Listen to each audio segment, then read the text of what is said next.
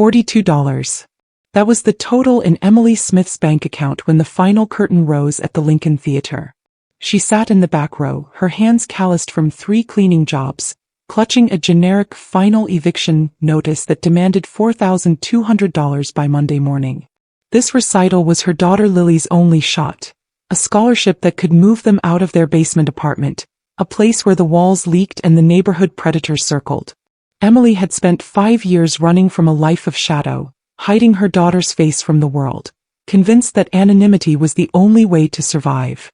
In the back room, Lily adjusted her midnight blue dress, a thrift store find Emily had spent all night sewing with silver thread so her daughter could look like a fallen star.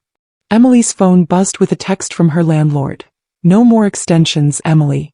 Pay or the locks change at midnight." She killed the screen, jaw clenched, swearing her daughter would never know the hunger she felt. Then the atmosphere shifted. The theater doors didn't just open, they were held. 4 black sedans sat idling at the curb like panthers ready to strike. A man entered, walking down the center aisle with a stride that made the air turn cold. He wore a tailored black suit that cost more than Emily's rent for a decade. Sharp jaw. Eyes that didn't clap. The kind of man people whispered about, not to. Anthony Bellini. He took his seat in the front row, his presence a silent verdict. Emily didn't know this man had spent 8 years searching for the woman who stole his heart and vanished into the night. She only knew the applause was thundering and Lily was stepping into the light. If this story's got you hooked, hit like and share it with someone who loves second chances and hidden secrets. Subscribe now so you won't miss what happens when the music stops. But here is the twist Anthony never saw coming. The most ruthless man in the city is about to be brought to his knees by an 8-year-old girl with his own cold, gray eyes. Lily didn't bow when she finished. She didn't smile. Instead, she pointed her violin bow directly at Anthony. The crowd fell into a terrified silence. The mafia boss stood, slowly, his men tensing behind him. But he didn't tower over her. He knelt, one knee to the polished wood. "You," the girl's voice carried through the microphone, fearless and clear. "You need to come meet my mom." Anthony blinked once, his unreadable gaze locked on her. "What's your mother's name?" Lily's grip tightened on her violin. "You already know." The thunder of the standing ovation still rang in Anthony Bellini's ears, but it felt miles away. All he could see was the girl. She stood small but immovable under the harsh white stage lights, her violin bow leveled at his chest like a duelist's blade. Behind him, he heard the sharp, syncopated rustle of silk and holsters. His security detail was shifting, their instinct to neutralize any perceived threat warring with the absurdity of the source. Anthony raised a single gloved hand, a silent command that froze them into statues. He had spent a decade hardening his heart into a fortress of ice, but the sight of the girl's eyes, the exact shade of a winter sea, sent a hairline crack through his armor. He didn't know why he was moving, only that the air in the theater had suddenly become too thin to breathe. Every step he took toward the stage was measured and heavy, echoing through the now silent hall like a verdict. The socialites in the front rows drew back, their whispers dying in their throats as the man they called the King of the East Coast approached the child. When he reached the edge of the stage, the audience braced for him to loom over her, to exert the terrifying gravity of his shadow. Instead, Anthony Bellini did something that made his own men go pale. He knelt. The wood of the stage was polished and cold beneath his knee. At this height he was no longer a titan. He was a man searching for a ghost. Up close, the girl's midnight blue dress sparkled with silver thread, but he noticed the fraying at the hem and the way her small fingers gripped the violin with a desperation that spoke of more than just a performance. She was an underdog, a survivor, and she was looking at him with a fearlessness he hadn't seen in a man in years. "You," she said again, her voice amplified by the microphone, vibrating with an ancient authority. "You need to come meet my mom." Anthony felt a phantom pain in his chest, a memory of a woman who had once promised to wait for him and then vanished into the fog of the city. He leaned in, his voice a low, private rasp that didn't carry to the balconies. "What's your mother's name?" The girl didn't flinch. She reached into the folds of her dress and pulled out a small, tarnished silver locket, the metal dull against her young skin. She didn't open it, she just held it out so he could see the intricate engraving on the front, a star encircled by steel. "You already know," she whispered, her eyes locking onto his with a devastating certainty. Anthony's world tilted. He knew that locket. He had given it to a woman named Emily Smith on a night that felt like a lifetime ago. As the girl's grip tightened on her violin, Anthony realized he wasn't just looking at a prodigy. He was looking at the daughter he never knew existed. The monster had finally been cornered, not by a rival's bullet but by a child with his own eyes. Anthony's fingers brushed the tarnished silver of the locket, and the cold metal felt like an electric shock against his skin. The engraving, a star encircled by steel, was a ghost from a past he had tried to bury under layers of blood and business. He remembered the night he had pressed that very piece of jewelry into Emily's palm, promising her that as long as she wore it, the world could never touch her. He had been a fool then, believing his love was stronger than his shadow. The little girl pulled the locket back, tucking it securely into the folds of her midnight blue dress as if she feared he might take the only piece of her father she had ever owned. Anthony stayed on one knee, ignoring the dull ache in his joint and the heavy, expectant silence of the 1,000 people watching from the darkness.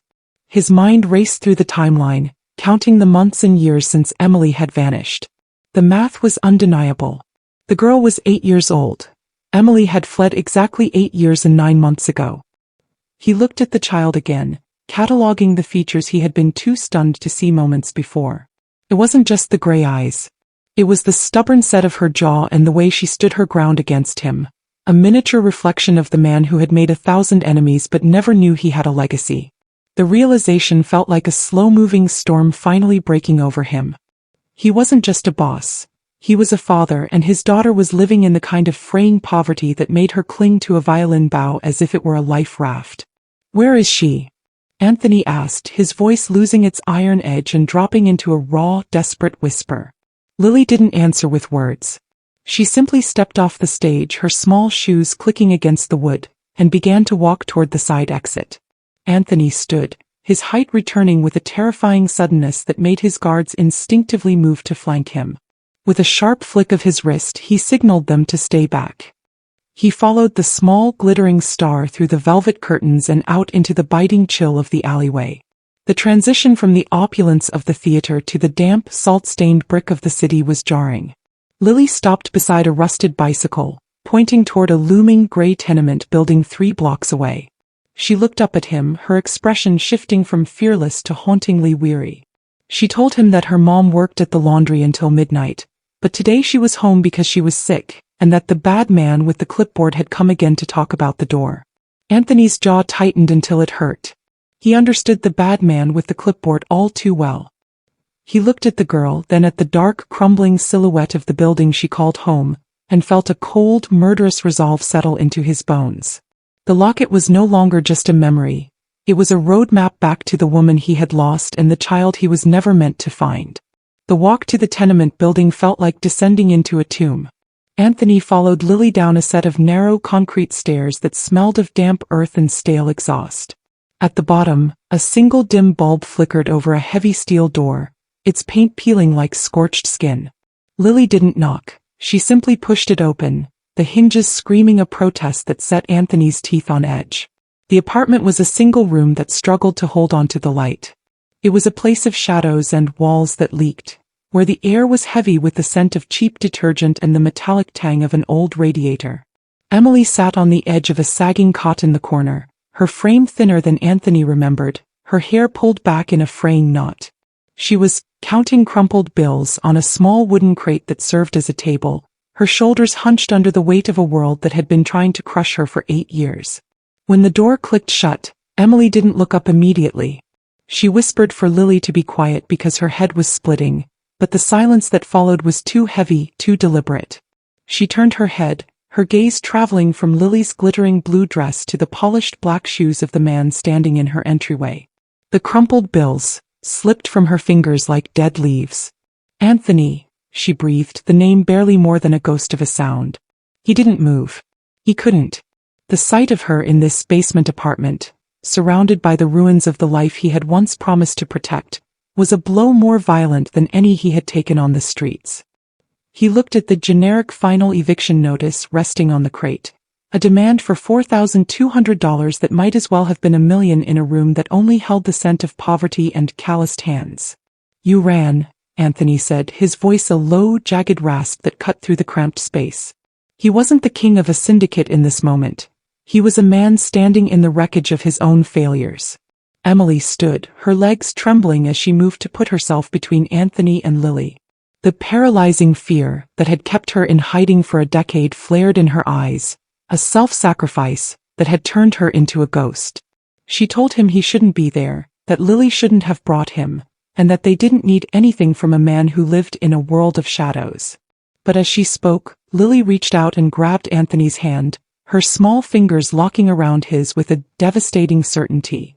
She looked at her mother and told her that Anthony already knew about the locket, and that he had seen the bad man with the clipboard. The monster had finally found the woman who vanished, and as he looked at the star encircled by steel, pinned to the wall above the bed, Anthony knew he was never letting them go again. Anthony's gaze shifted from the eviction notice to a small wooden chair in the center of the room. Resting upon it was Lily's violin case, worn and battered at the hinges. Beside it lay a receipt, yellowed and stained with water, showing a balance of $500. It was an astronomical sum for a woman with $42 in her bank account. Anthony realized that while he had been draped in cashmere coats worth more than a common person's debt, Emily had been sacrificing her meals, her health, and her very safety to pay for the $500 violin. He picked up the receipt, his thumb tracing the jagged handwriting of a local pawn shop owner.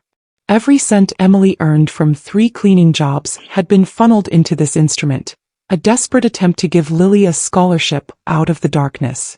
Emily stood by the radiator, her calloused hands trembling as she watched him.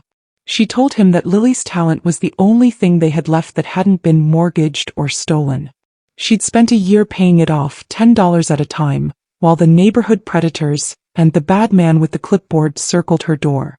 Anthony looked at the violin, a humble tool of wood and string, and then at the midnight blue dress he now knew Emily had sewn by hand until her fingers bled. This wasn't just a child's hobby. It was a mother's dying wish for her daughter to never know the world of shadows he occupied. He felt a surge of bitterness at the thought of his own wealth, realizing that while he commanded a machine of silence and an empire of steel, he had been absent while Emily fought a war against crumpled bills and hidden interest.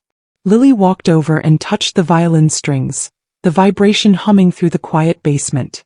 She told Anthony that the $500 violin was magic because it made her mom smile even when the refrigerator was empty. Anthony's gray eyes darkened as he looked at Emily, seeing the crack in the ice of her resolve. He finally understood the reality of her struggle, that she wasn't just hiding from him, she was protecting a light he had nearly extinguished. He set the receipt down and told her that from this moment on, the only debt she would ever have to worry about was the one he owed to her. Anthony stood in the center of the cramped room, his presence making the low ceiling feel even more oppressive. He watched Lily as she carefully returned the violin to its case, her movements possessing a stillness and precise motion that mirrored his own. She didn't jostle or waste ammunition with unnecessary chatter. She simply functioned like a perfectly lubricated machine in a world that had tried to grind her down. He saw it then, not just the winter sea color of her eyes, but the unreadable expression and the fearless way she carried herself in the face of a monster. She was an 8-year-old child, but she possessed the silence of people who had learned that words were weapons. She didn't ask permission to exist in his space. She held her ground with both feet planted on the floor, just as he had done for decades in a world of shadows. When she turned back to him, her gray eyes swept the room in a blink, cataloging his men and the exits with a calculated gaze that made Anthony's blood turn to ice. It was the look of soldiers returning from war, a look of men who never sat with their backs to a door. In that moment he didn't see a stranger. He saw a mirror of his own soul staring back at him. He realized Lily had been carrying the pain of their poverty and her mother's fear without falling down, her chin lifted against the world's cowardice. She had his sharp-edged face, his instinct for survival, and the will of steel that had allowed him to turn grief into an empire. She was the key to a door he hadn't known existed, a fragile light born from the very darkness he had created. As Lily looked at the scar on his face and asked without rudeness or fear if it still hurt, Anthony felt a small crack in the ice he had built around himself. He dropped to one knee again, lowering himself to her eye level, and for the first time in 10 years he felt repaid for a debt he thought was sacred than blood. He looked into his daughter's eyes, and saw not a victim, but a brave legacy who was about to undo the most dangerous man she had ever met. The neighborhood was used to the hissing and tired bursts of the wind rattling through the alleyways, but it was not used to the engines roaring like wild animals. The next morning, as the light was only a pale gray streak, 4 black SUVs tore into the narrow street, their tires grinding against the cracked asphalt. They didn't ask permission or seek permission from the neighborhood. They simply occupied the space like a perfectly lubricated machine, lining the curb outside Emily's tenement building in a row of tailored suits and shoes polished by hand. The new neighbors did not crowd or jostle. One by one, evenly spaced like chess pieces gliding across a board, men in black that swallowed light emerged to stand guard. They shared a stillness, a silence of people who had learned that words were weapons. 2 men moved to check the windows, another began guarding the stairs, and Gianni, the salt and pepper-haired man, stood at the entrance, his eyes sharp as blades. From her basement window, Emily watched the white-out of her old life being replaced by this military encampment. Her blood turned to ice. This was the world of shadows she had feared, yet there was a relief she didn't want to name. The neighborhood predators, who usually circled the alley, had vanished, replaced by wolves descending to protect their own. Anthony sat in his SUV, one leg crossed over the other, watching the building as if cataloging everything. He wasn't giving orders, but his presence spoke for him. Inside, Micah sat at the corner of their small table, his eyes bright, watching through the glass. He wasn't afraid of the 15 strangers or the black SUVs. He only knew that Uncle S had come back and that the bad man with the clipboard wouldn't be able to shove them backward anymore. As the engines rumbled in the cold, Emily realized that while some men thought protection meant secrecy, Anthony believed it meant a machine of silence that no one would ever dare to cross. Anthony sat in the back of the lead SUV, one leg crossed over the other, his fingers tapping lightly against the armrest. He was watching the street through tinted glass, his gray eyes cataloging everything from the frequency of passing patrols to the way the neighborhood predators had slunk into the shadows. He had successfully turned the tenement into a military encampment, but he knew that stillness was often just the precursor to a different kind of storm. Across the city, in a room that swallowed light, a man named Valenti stared at a high-resolution photograph on a glowing screen. It wasn't a photo of Anthony, but of the little girl in the midnight blue dress, standing under the white-hot stage lights. Valenti's eyes were sharp as blades, as he noted the star encircled by steel, pinned to the girl's chest. To the world, she was a child prodigy with a $500 violin, but to Valenti she was the leverage he had been seeking for 10 years. He remembered how Anthony's father had spent 10 years turning grief into an empire, after the loss of Celeste. Valenti had learned that even the strongest men had weaknesses, and Anthony's weakness had just demanded that the king meet her mom in front of 1,000 witnesses. He didn't care about money or the legitimate loans Anthony was using to scrub his reputation. He only believed in forcing his rivals to wish they were dead. Valenti turned to his security detail, 6 large men who didn't ask permission and didn't waste ammunition. He told them that the deadline was down to the moment Anthony felt safe. He wanted to know everything about the basement apartment, the final eviction notice, and the 8-year-old boy with his father's eyes, who now had a sister to protect. He smiled, a smile colder than the storm, realizing that Anthony was about to be undone, not by a venomous snake like Preston Mercer, but by his own blood. Valenti didn't haggle with fate.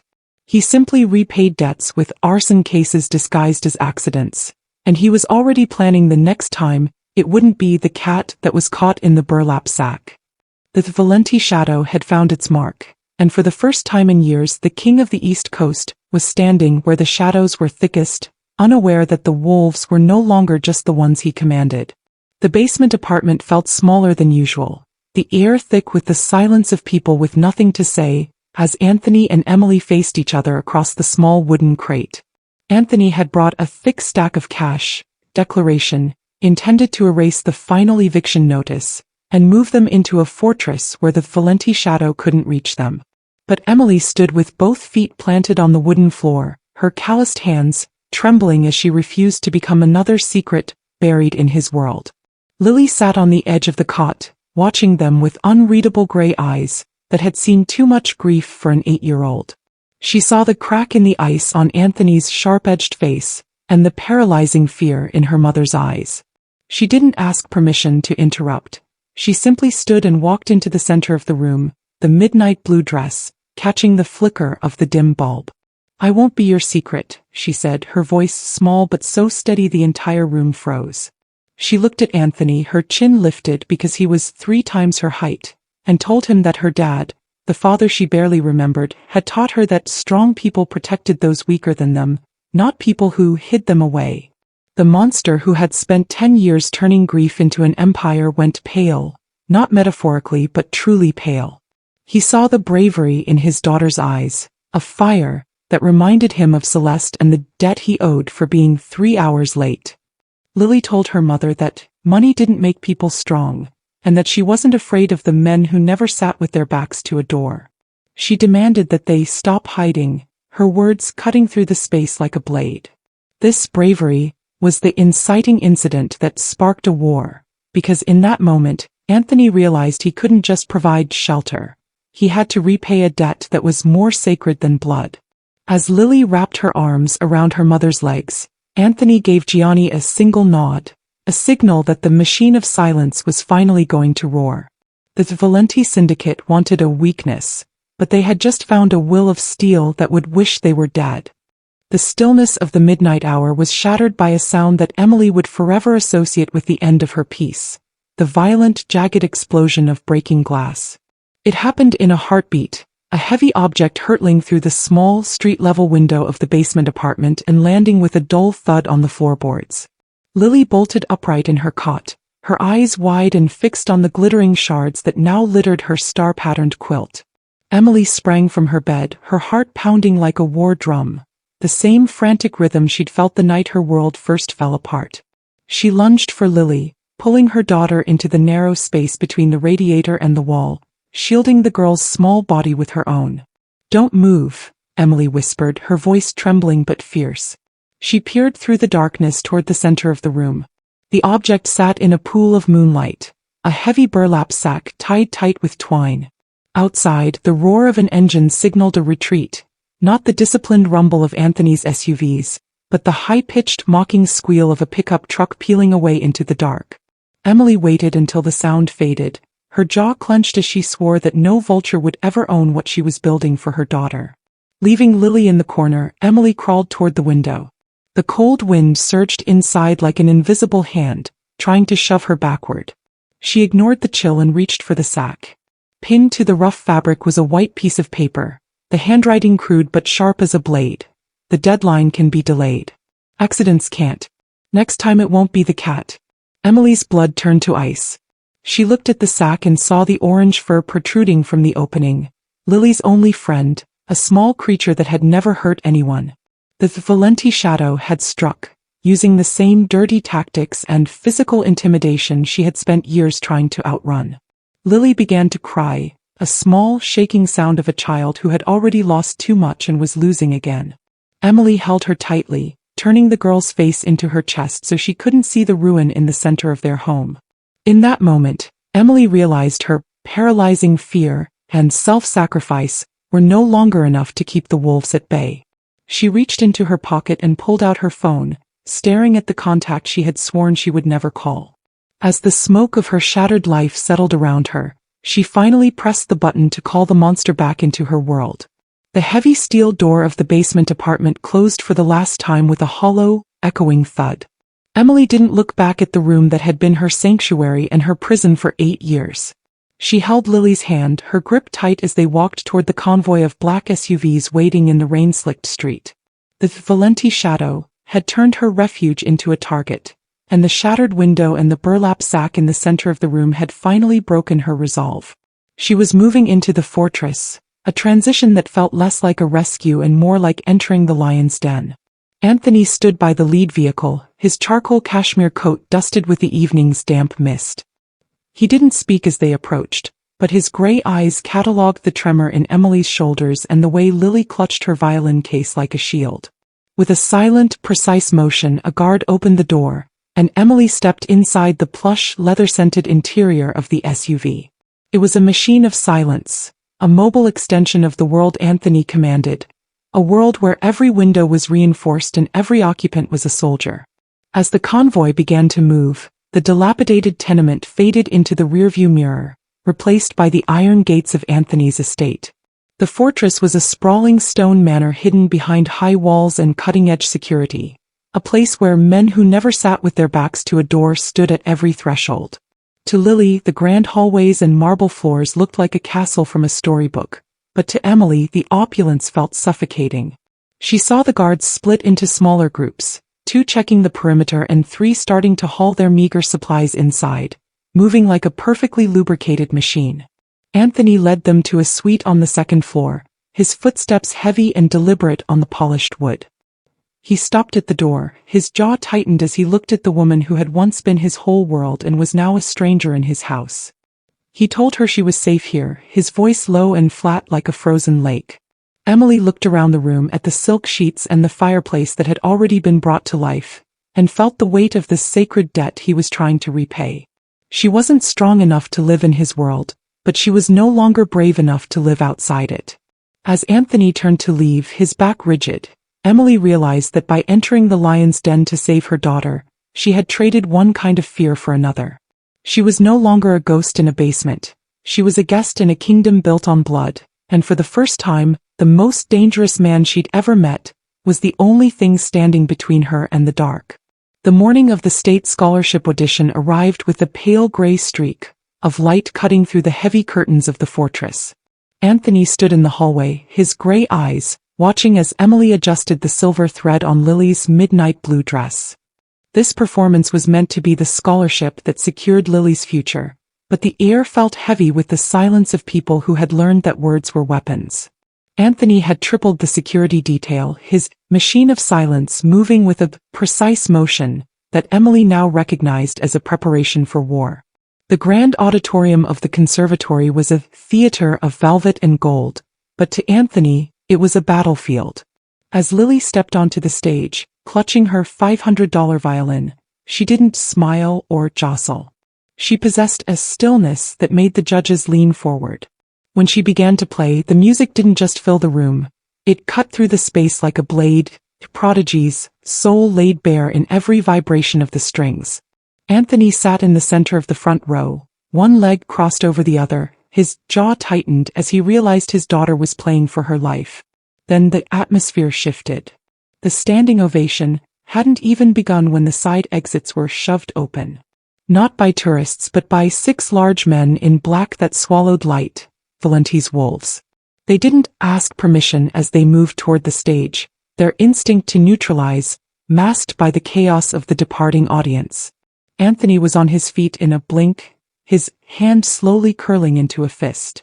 He had spent 10 years turning grief into an empire, and he was not about to be 3 hours late again. Get her out.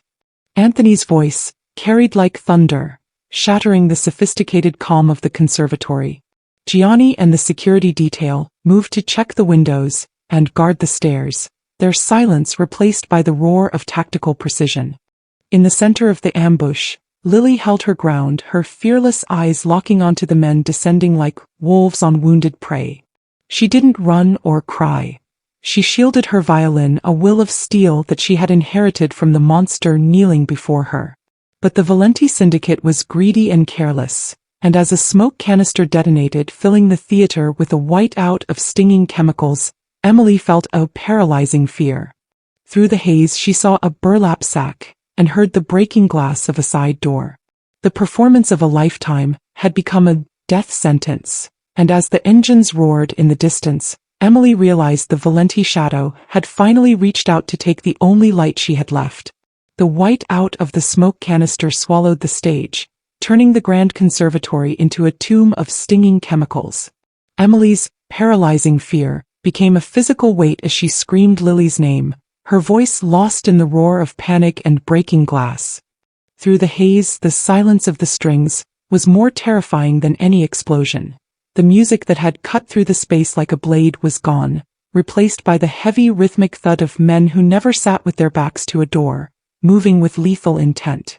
Anthony lunged through the glacial fog, his gray eyes cataloging everything even as the Valenti shadow closed in.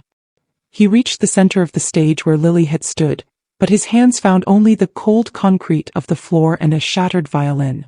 The $500 violin, the symbol of Emily's sacrifice and 3 cleaning jobs, lay in splinters, a silent verdict of his failure.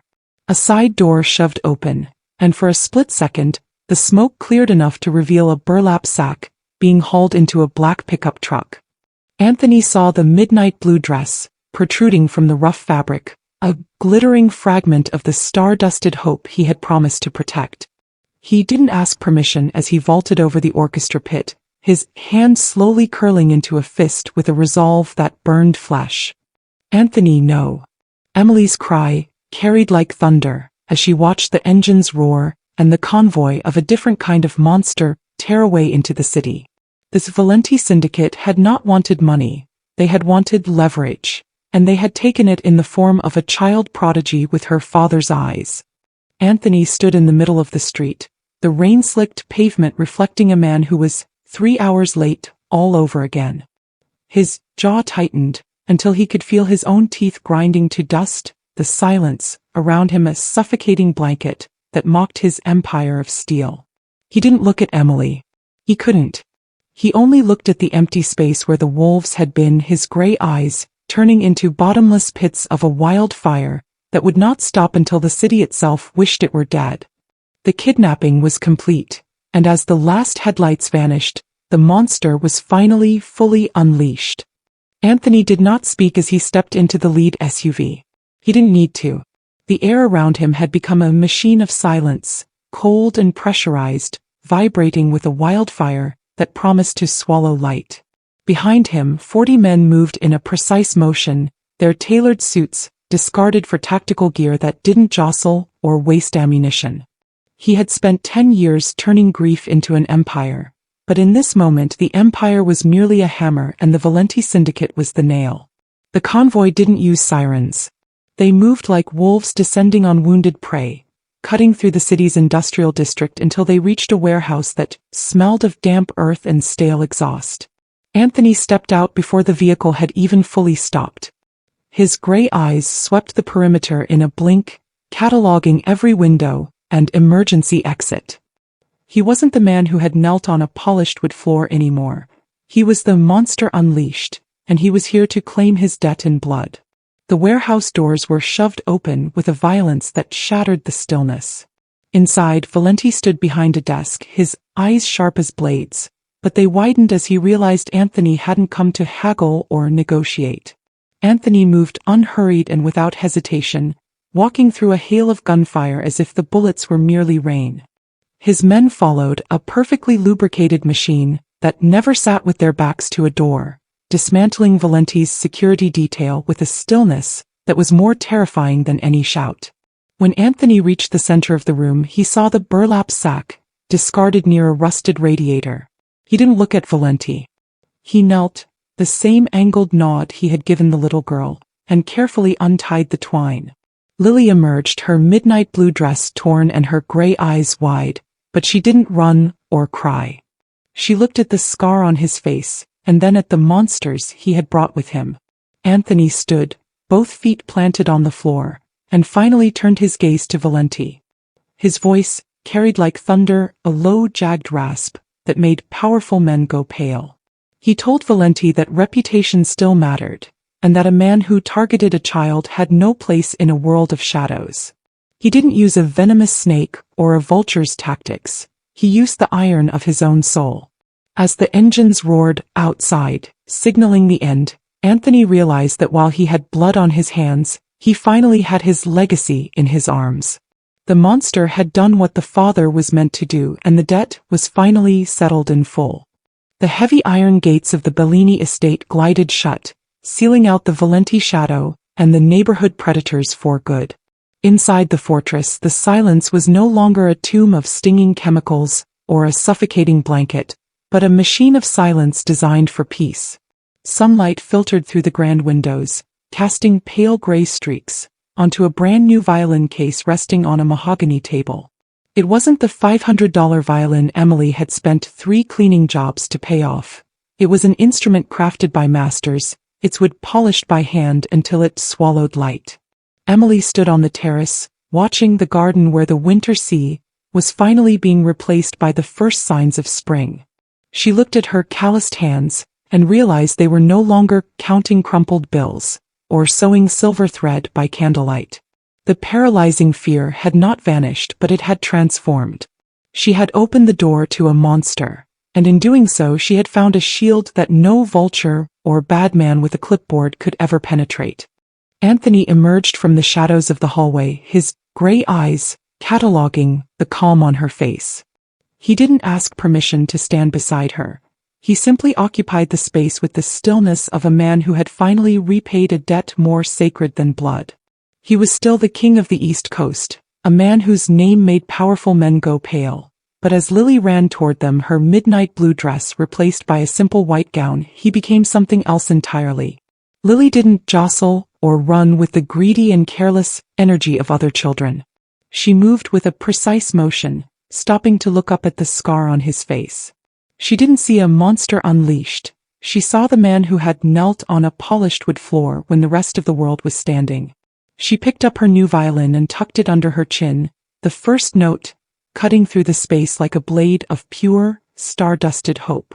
The final bow was not a performance for socialites or judges.